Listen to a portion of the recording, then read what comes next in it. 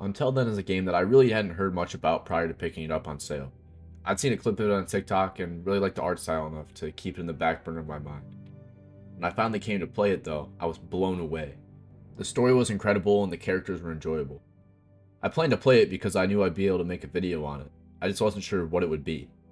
Then I beat the game and I still didn't know what topic I was going to make the video over. I lay there in bed at 1 a.m. on a school night, just trying to digest what I had just experienced. There was so much depth to it that I plan to make at least one more video on the game after this one. But when I was weighing different video options, one stuck out more as the biggest message of the game: finding your spark. Now this entails many different things that I want to cover in this video. The effect of finding your spark, the importance of it, losing it. All of these topics were covered beautifully in the narrative, and today I want to talk about it. Let's first start with some context of the narrative. Mark Borja is a Filipino high school student who attends a strict school while living in an empty house due to his parents working overseas. He's, well, not a star student, athlete, or artist. He's a slacker who's barely scraping by in school. Honestly, his life is pretty bleak. He only finds enjoyment from a few things, being his friends, video games, and occasionally piano, even though he sucks at it. Mark's friends are Rydell, an incredibly gifted cameraman and film writer with big plans for his future; Kathy, a sweet girl that wishes to spend as much time as she can with her friends and seeks out new connections with others, as well as some other people such as Ryan, a passionate athlete, and Luis, top of her class academic.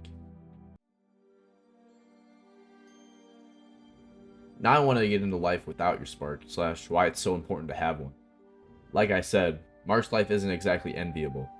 A moment that really stuck out to me was when Mark was sitting alone in his empty house and was bored out of his mind. The atmosphere that is usually heard from the street is quiet, the lighting is dim, and all around it seems like a very dark time for Mark. He tries to find enjoyment from his usual sources, but he just can't. Now yes, this scene is from after he had met Nicole, but he really hadn't figured out the whole situation yet.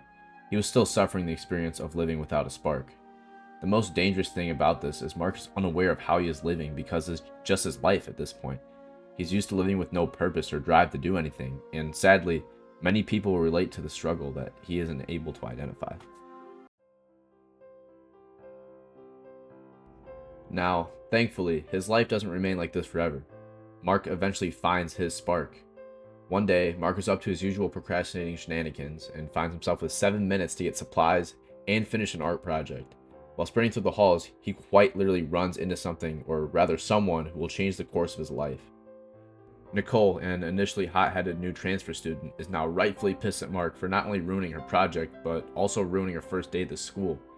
For some reason, this ordeal gets them both placed in the principal's office. I feel like there might be better uses for her time. And Mark agrees to help her redo her art project, as his punishment. Once at her house, Nicole and Mark actually start to get along. They have a conversation about finding happiness in everything you do. Nicole puts effort into all of her work and finds enjoyment from it, while Mark doesn't try much at all and is spiraling downward. Notice in this scene how Nicole is basking in sunlight, but on the other side of the table, Mark sits in the darker lighting. It's here that Mark realizes that things can be different, and he can find enjoyment in life again. Another moment a little bit later, yes I know I'm skipping over a lot of the plot points, Mark is having hallucinations prior to and when meeting up with his friends at a fair. I'm not going to get into the hallucinations / false memories aspects of Until Then in this video, but anyway, Mark is really tweaking out, and the gameplay makes you feel it too. There's a slight, almost TV static sound constantly playing, as well as a visual effect, and for me personally, it ended up getting really nauseating after a while. But once again, Mark runs into Nicole, and his world feels stable again.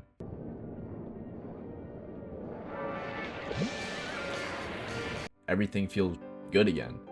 I felt Mark's relief because that irritating static and sickening visual effect both dissipated when running into Nicole. They spend the rest of the night together, talking about their past and how it affects them now. While sitting on a dock outside the fair, Kathy, who had been looking around for Mark since he'd gone off with Nicole, finally finds them sitting and laughing together. Here she's a little frustrated with not just Rydell for leaving earlier, but with being completely left behind by both of her friends. But I'll get into that part a little bit later. From there, Mark decides to practice and join his school's piano club and tries to convince Nicole as well, because she was a decorated pianist when she was a child. She reveals that she hasn't played since the disappearance of her childhood best friend, but agrees to mentor Mark instead of joining the club. This is where we also begin to see Nicole find her spark within Mark as well. As the two spend more time practicing together, they also begin to notice changes in their lives. Mark now does his schoolwork on time and cleans his house better. The alone time he now spends seems less depressing, and he finally begins working towards a goal that he's passionate about. Nicole's parents notice her interest in playing again. She finds friends in her new school, and she's finally able to fulfill her goal of teaching a great friend piano. I want to mention here the actual feeling of the piano minigame. The night prior to the club auditions, Mark practices in his room. As a player, you finally get the opportunity to play the piano in a DDR-style minigame. It's really not that hard to get the hang of, but for some reason, I couldn't really fully get it down.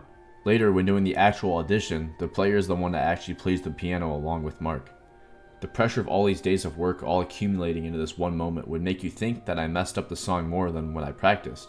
But I know it sounds weird. Nicole being there, Mark's spark being there, gave me more confidence, and I found myself missing less notes than I had the night before. So this just goes to show the power that a motivational source can have. It's a character in a video game, but I still feel the urge to be better from it. Much later in the story, Mark is able to listen to a message left by Kathy. Prior to hearing this, Kathy had seemed to be the only person left behind in the group. Rydell was moving up through his movies, and Mark found something worth putting his effort into, which left Kathy with, well, nothing. For most of the game, you think Kathy is jealous, and deep down she wishes her friends wouldn't leave, wouldn't find success.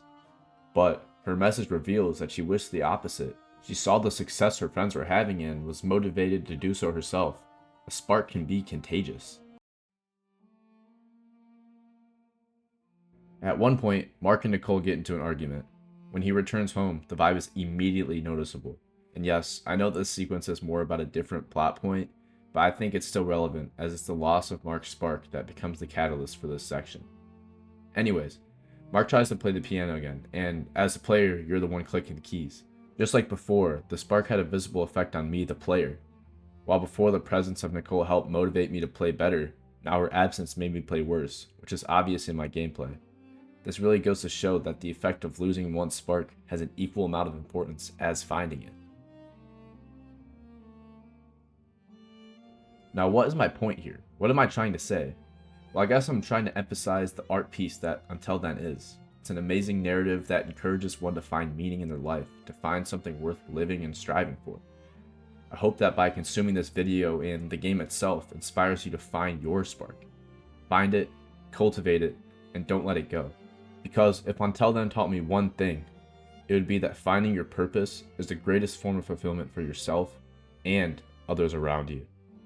Thanks for watching my video covering the biggest message of Until Then. I'm still trying to find my style and format of video analysis / essays, so any feedback in the comments is much more valued than a like or a subscription. I plan to make at least one more smaller video on this game, so if you'd like to see that, then make sure you keep tabs on my channel. And well, that's really it. I'll see you next time. And I finally get to say it. Until then.